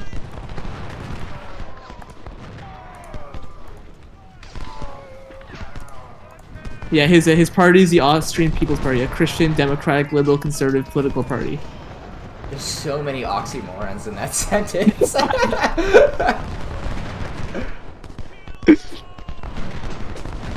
I guess liberal conservative is just what Europeans call conservatives. Yeah, I mean, like Canada, the first party rule Canada was the Libcons. I thought they were just the conservatives. No, they were known as liberal conservatives, and then their opposition was liberals. And eventually, they dropped the liberals from liberal conservative.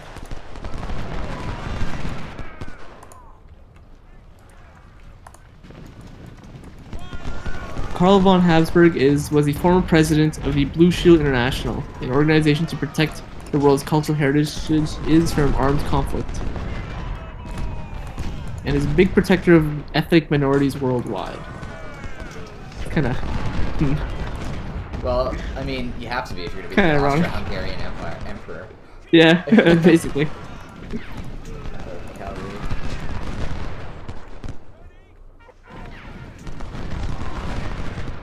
Here's a saying. I don't refer to titles, I'm not that vain. People use these titles out of respect for history and the role of my family in history. His family genuinely is one of the most important families to ever exist. Yeah, no, absolutely. Absolutely.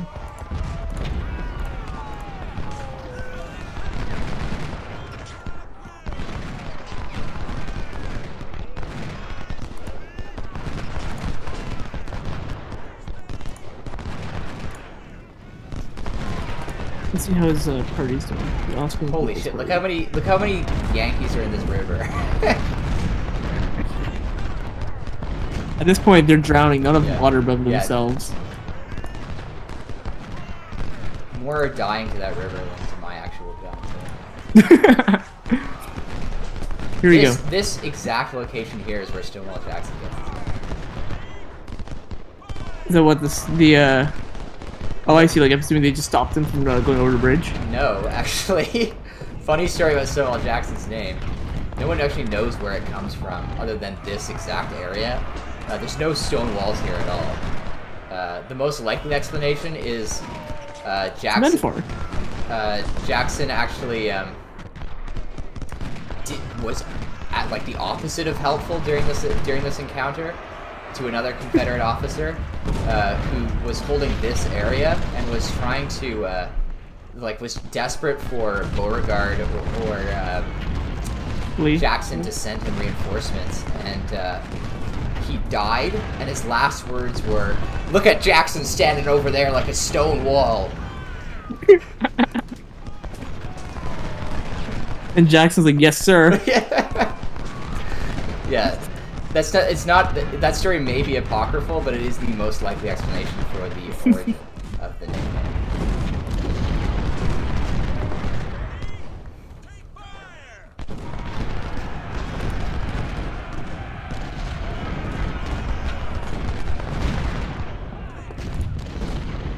Colonel Wade Hampton is wounded.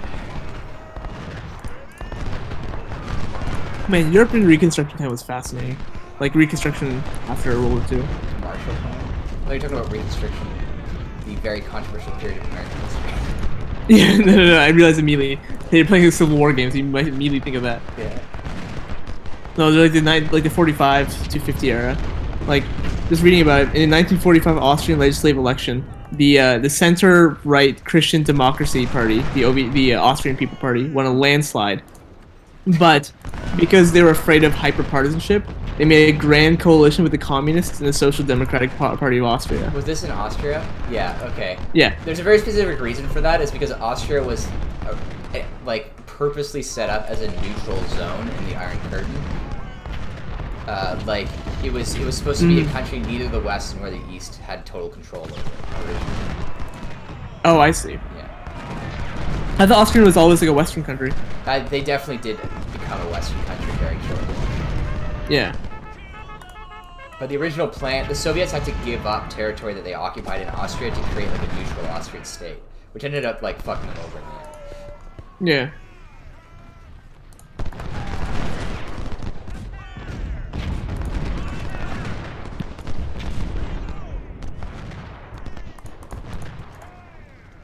Yeah. One of my not Uber driver, I forgot what the service is, but there's a service like a ride sharing thing between like Toronto and Kingston. I forgot what it was. Starts with an S.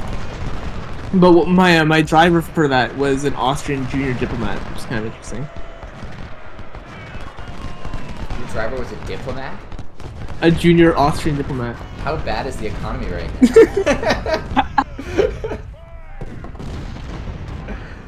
They got the actual elite doing gig economy shit now.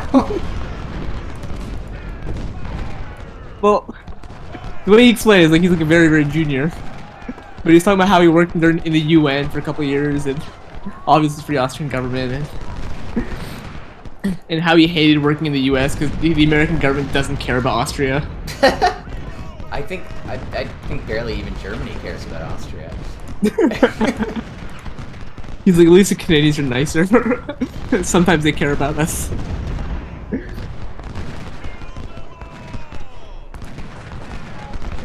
And then he went on like lavish stories about how much like, about like just drinking and everything as a diplomat. I remember I went to London a few years ago, back when Uber was like kind of still fresh. And we had a cabbie who told us all about how much European cabbies, especially in Britain, despise Uber. And he was talking about how there was some sort of like anti-Uber riot by taxi drivers in some European country. Oh, I can believe it. I mean, that almost happened here in Canada. Like, Uber was hated in Toronto and Vancouver specifically. Well, we should have listened, shouldn't we?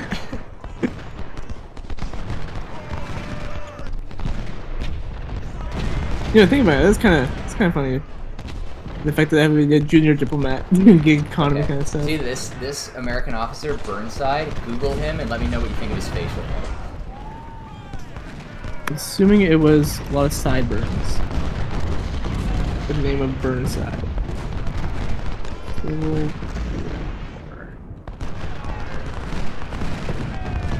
Oh, that's a fluff. Wait. That guy. Yeah, Ambrose Burnside, right? This guy had the most powerful sideburns to ever exist. Like they stretched like 6 inches off his face. He's just so fluffy. He looks like an Austrian. Like he looks like he should be in Austria or Germany. You think he had sideburns because his name was Burnside? That's some nominative determinism right there. Former governor of Rhode Island. Inventor of the Burnside carbine. One of the guns the U.S. used in the Civil War, I guess. Yeah.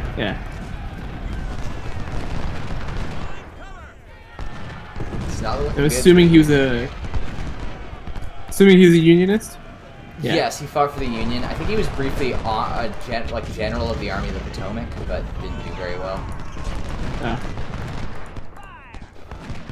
Yeah, he was one of the guys. He was no Grant. He was one of the mediocre guys who commanded the Potomac between McClellan and Grant, the two famous commanders of the Potomac Army. Yeah.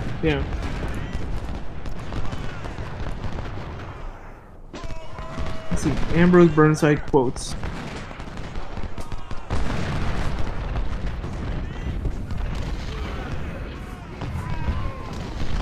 I think here just pictures of stats. Bring Sue around here. Attack Beckett's artillery. Noah, Troy. how much do I have to pay you to get facial hair like Ambrose Burnside? Whom? Let me see that. Go on Google and Google.com. search up. Yes. Ambrose Look up- Burnside. And search up images and look at his younger images, not his older one. The younger. Like Civil War images. Whoa. Whoa. This is crazy. His like, He had the most powerful sideburns ever. They His- stretched like his half a foot sideburns? off his face. yeah, his sideburns like go up and like around his head. That is crazy. You would have to pay me a cent. I would do it for free. If you could pull off Burnside facial hair, like you're the most powerful man in the world. You're like Bennett, According to the Gilder Lehrman Institute, sideburns are named after Ambrose Burnside. What? Wait, what? They're named after this guy? Yeah. That's how At powerful some his point, we sideburns flipped. were. Yeah, He he's literally he's- defined it. He's so powerful that he created it, and nobody since has been able to surpass his sideburn game. They were known as Burnsides, but eventually became the Sideburn. Yeah, he Wow. was. His story is that he was a mediocre Union general in the Civil War. but he had sick face. Yeah, he had the best facial hair in the war. That's for sure. I was like looking him up. Literally, I scroll down. There's a COVID face mask with like a very poorly cropped picture of him on it. Let me put it in voice call. You gotta get one of those Vatican face masks. Yeah, that's the real end game. Take a look at Vatican this, like- face masks. Look at this. What the hell is this? Who made this? This is auto-generated? Some AI make this?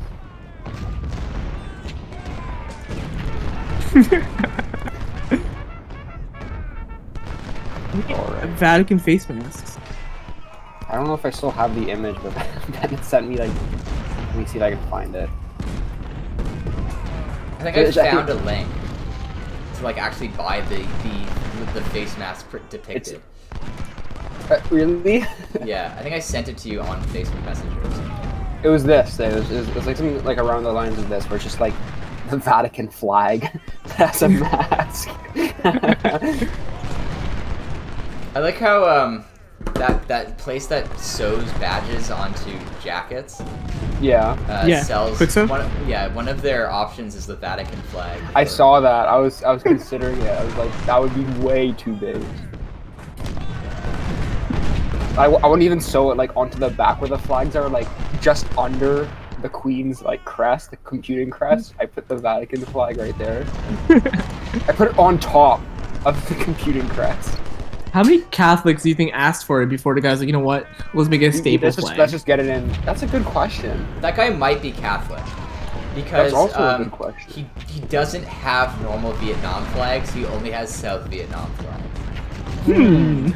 And pro-Southern Vietnamese people tended to be Catholic. An interesting Well, I mean, do you think- observation. You think it's just that people who came in asking for flags were more likely to be South Vietnamese and North Vietnamese, or just Vietnamese? I think he's Vietnamese. I think when I went in and saw that flag, I asked him about it. He's like, "Yeah, I'm from South Vietnam." Oh. You didn't even say from Vietnam, you just said South Vietnam. Yeah, because I explicitly said, "Is that the South Vietnamese flag?" Oh, okay. Check out I this thought it's shirt, like you though. Check out refused to this call shirt. it Vietnam nowadays. No. Check out this shirt. Check out this shirt. Is that a fingerprint? I have no idea. Why is it upside down? I have no idea. Where is this? Raddest? Voice call chat. Voice call. Chat. Yeah, this video is gonna be the most educational content ever uploaded to Raddest. Hi, Raddest. Hi, Mom. Hi, Dad. Just shattered the U.S. 2nd Cavalry Battalion. We had some close calls in this video. I think I accidentally called you a white nationalist in this video, Bennett. Yes, you did, but you meant white Russians, like the Yeah, white monarchist Russians, faction. Yeah. I think my explanation of Civil War history makes it very clear that I'm not a white nationalist. Yeah. I just hope the YouTube algorithm doesn't, take it down for that slip up. They have an AI that just looks for the word white nationalism even being uttered in the background.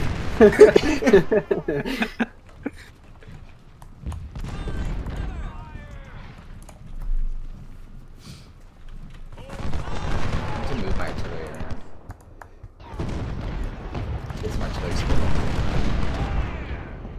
I mean, you did name your general Elon Musk, so we have a pretty good Yeah, chance we with might get Redditors now. sued. I made a Confederate general named Elon Musk. Wait a minute. I didn't even see what game you were playing. What are you playing here? Ultimate General Civil War. Oh. Originally I made a general named Elon Musk, but the tutorial in this game is one of the hardest missions. Wait, really? So I just after failing the tutorial once, I just skipped ahead to a save I have that takes place right after. Yeah, Elon Musk died. Why is the unfortunately, in this game. tutorial the hardest part of the game? I don't know, but it has you assault a fortified position with no men. And if you lose, it kicks you back to the main menu. You can't even continue if you... Whereas the rest of the game, you can just lose over and over again, and there's no penalty other than you lose the war outright. So how do you take on a fortified position with no men? Very Basically, carefully. it starts out with very few men in it, and you need to pray to Jesus that you intercept the Union army before it arrives at the fort. Otherwise, they'll fortify and you're finished. Basically, as soon as the mission starts, you need to hit the run button and then run your army right up the center of the map as fast as you possibly can.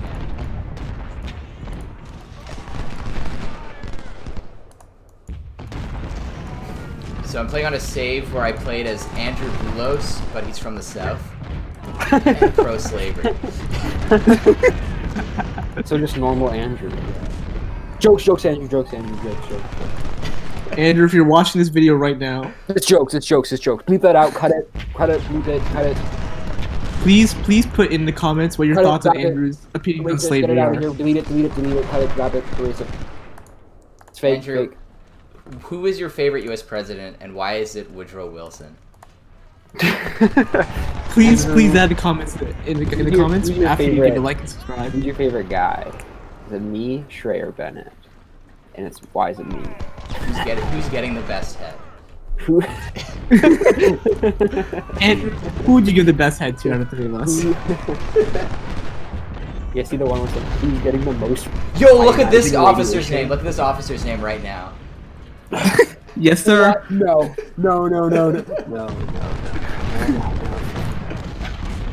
Can't be. He was a fun fact. He was not an officer, but as soon as they saw his name, they immediately promoted him. They're like.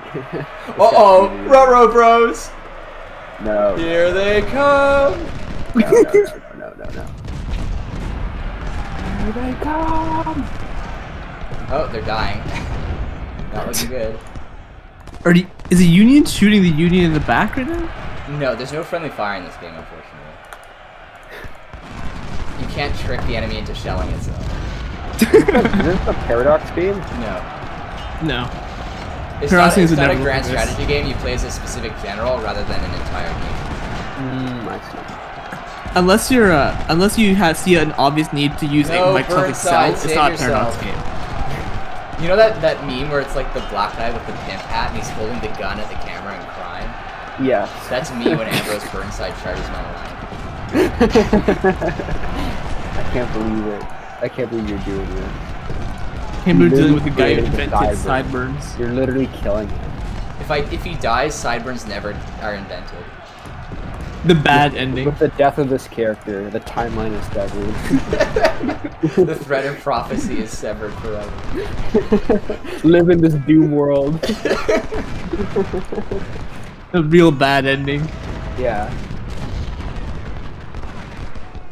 Well, the Union just counterattacked and lost like 3,000 men, so let's advance. What are you even fighting for right now? Where is? I'm what fighting is for this? slavery right now. Well, I know that. You know nothing about the Civil War. What am I fighting for? This is Manassas. It's a town on the opposite side of the Virginia. Like Virginia River area from Washington D.C. Yeah. No, I think I know some people from around Manassas. This is within walking distance of Washington D.C. I know a bunch of Washingtonians actually came to this battle and sat on a nearby hill and watched it happen. Really? Yeah, because it was like theater to them. So Well, what that was happened really with, common in war. Like, it wasn't just in the American Civil War. But that was the only battle in the American Civil War that happened, and the battle was so brutal that that did not happen again. Did not make for good entertainment.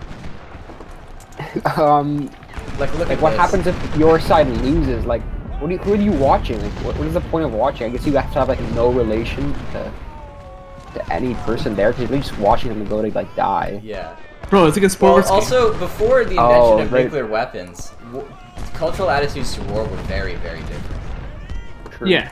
People saw war as generally like a good thing, like an adventure, or something just and glorious, rather than something evil Well, and to be. That was all the way until World War One.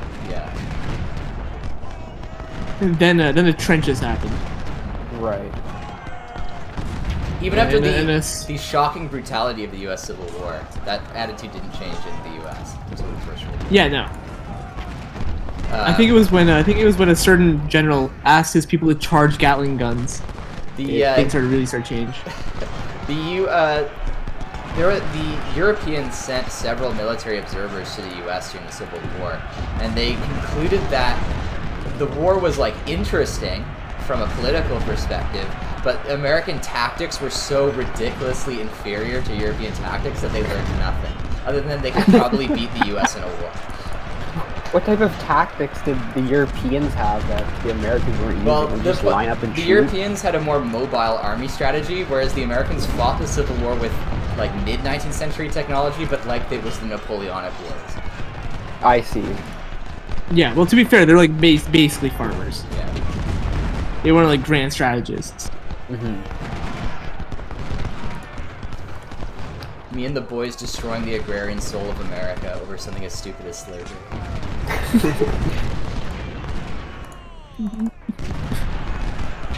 That's a real Confederate take right there.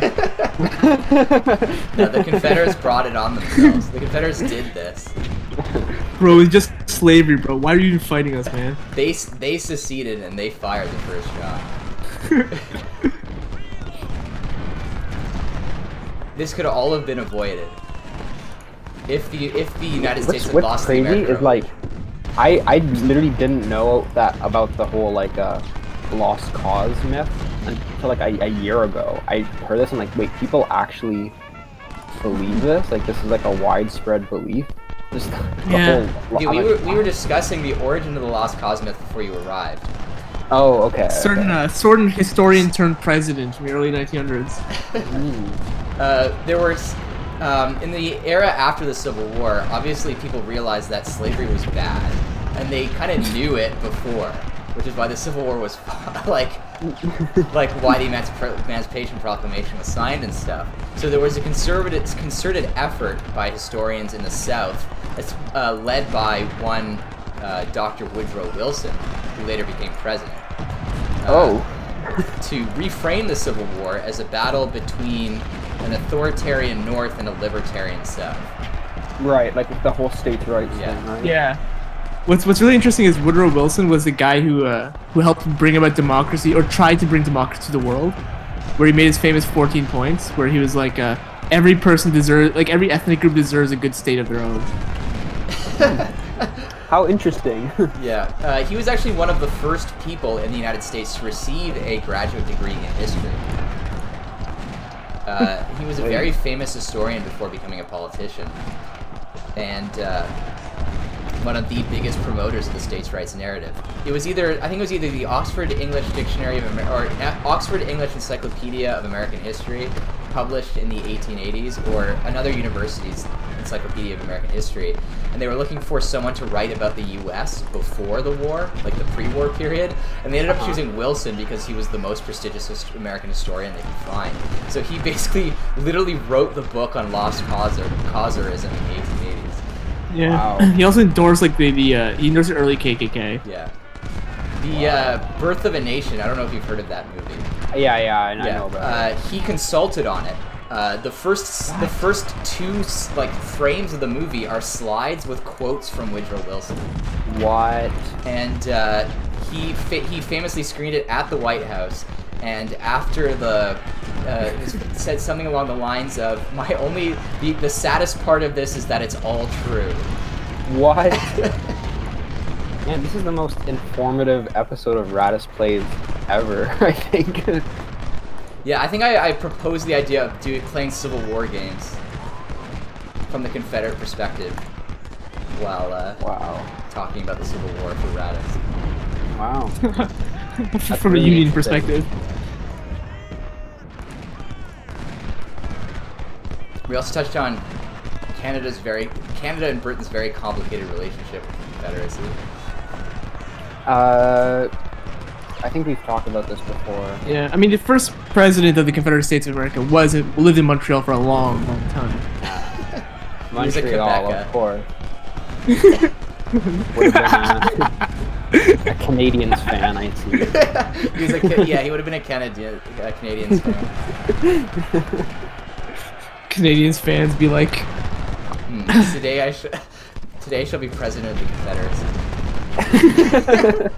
One of the craziest parts of the war is afterwards, nobody got punished. Every Confederate general lived out his life outside of prison, was never punished for treason. Not only were Jefferson Davis and the vice president of the Confederacy, Alexander H. Stephens, not even brought to trial, Stephens later became governor of Georgia. They just let that man be governor. I don't know much about the Civil War. How did it end? Like, what was the final thing? It's like, okay, we give up. So what happened was 2 different things happened to end the Civil War. Like in terms of formal surrenders. The first was the surrender of the Army of Northern Virginia. The Army of Northern Virginia was the Eastern Front Army of the Confederacy, which was led by Robert E. Lee, which surrendered to the Army of the Potomac's general, Ulysses S. Grant, at Appomattox Courthouse. So that was a huge blow to the Confederates. That was almost their whole army surrendering to the Union. And their most powerful general as well. And Jefferson Davis, the president, had actually ordered Lee not to do that. And but Lee had done it because his army was cornered, and he calculated that if he fought a battle the next day, the casualties would be around 20,000 men, which was like 10% of Confederate casualties in the war so far lost in a single day. So he was like, that's not going to happen, so he surrendered. That angered Davis, and Davis tried to keep fighting the war, so he withdrew this guy, General Beauregard, from his post defending South Carolina, and attached him with Johnston, I think, to try to get them to keep fighting, and they went to Davis, and they're like, you have to give up, man, it's over. And so Davis signed eventually gave up, and famously got chased down by the Union troops when they arrived where he was hiding out. Legend says he was cross-dressing at the time, but that might not be true. Maybe they chased him down, like he ran out of the house and just chased after him in a field. They just ran after him. Yeah. That's awesome. I'm assuming the reason they didn't charge anyone was because it was such a large part of the country. Yeah, it would have pissed off too many people. There was so in the Reconstruction era, there were a couple ideas how to handle it. The idea that eventually won out was called the moderate Republican position, where they would try to create an equal society for black people and deconfederize the South without punishing people, and they would temporarily revoke Southern statehood and then give it back shortly afterwards. The more radical position was permanent revocation of statehood in the South. Well, what happened to them then? They would just become territories like Puerto Rico. Oh, whoa! That would be an interesting history. Texas would have left immediately. That was the radical Republican position, and was realistically never going to be the actual policy. The other idea was just do nothing, absolutely nothing. And that actually did win in the end. That actually did win in the end, because originally they went with the moderate Republican perspective, but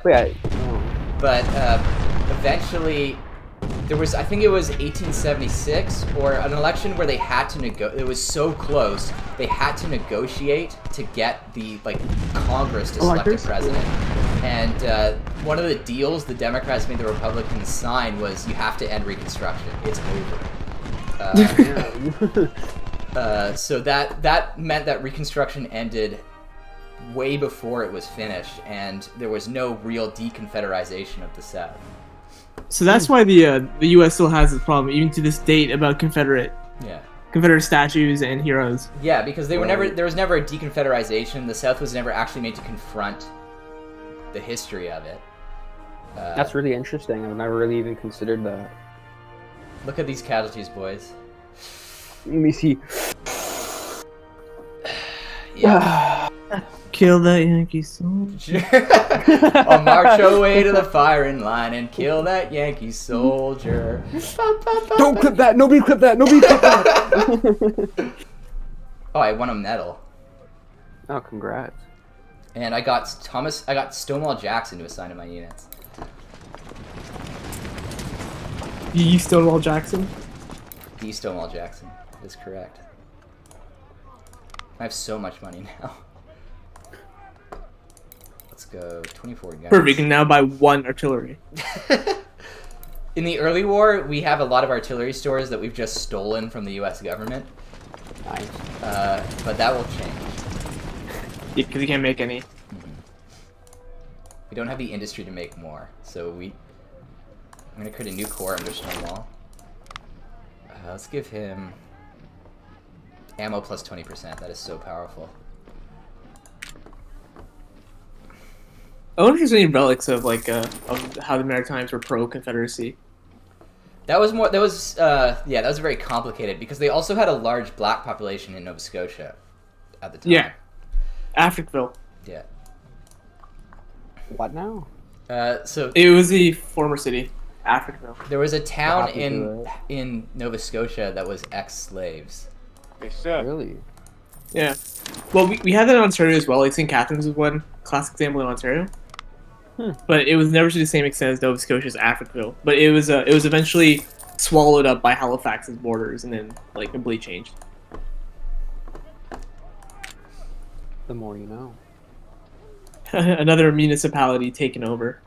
Ah, They can't Benny, maybe you keep should getting move there. away they with can't keep getting away with this, bros. it. I should move there.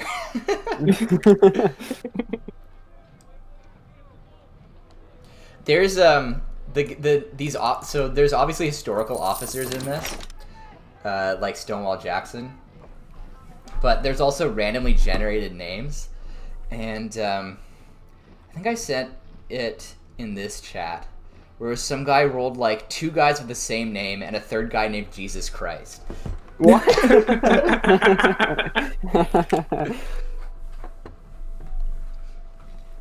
Damn, that would have changed the war for sure for the Yeah, I Confederates. think that would have really impacted history. General, all I the Union recommend soldiers you and strengthen Unions. our positions after the events of First Bull Run. Montgomery's army is perfectly able to destroy us now that we are more vulnerable. Please do not hesitate and send to our surviving army at least a few more divisions. Please, sir, a crumb of manpower. I respectfully inform you that President Lincoln is highly concerned about the advance of Montgomery towards Washington. My command consisted of 16,400 trained soldiers has been ordered to reinforce your army and will arrive shortly. Our reputation is now 42, so we get a morale boost of 1. The government is very supportive of our efforts. Those rivers are definitely exaggerated, right? Yes. There's no way. This is a stylized map of the U.S. Okay. Hey, yo, That's real. That's flushed scale. face. What's going on up here? Hello. Wait, Kingston is just in the borders of this map. I don't think so because Lake Erie. No, this is Lake Erie. What are you I looking can't at? see your cursor. Oh, you can't see my cursor? No, okay. No. Lake Erie is definitely not the northernmost lake on this map. How do I indicate where I want you to look? You can't. We can see if you like highlight a button. So if you could like highlight the report button and then tell us which way you're moving. Okay, which way are you moving? Left. Okay. Uh-huh.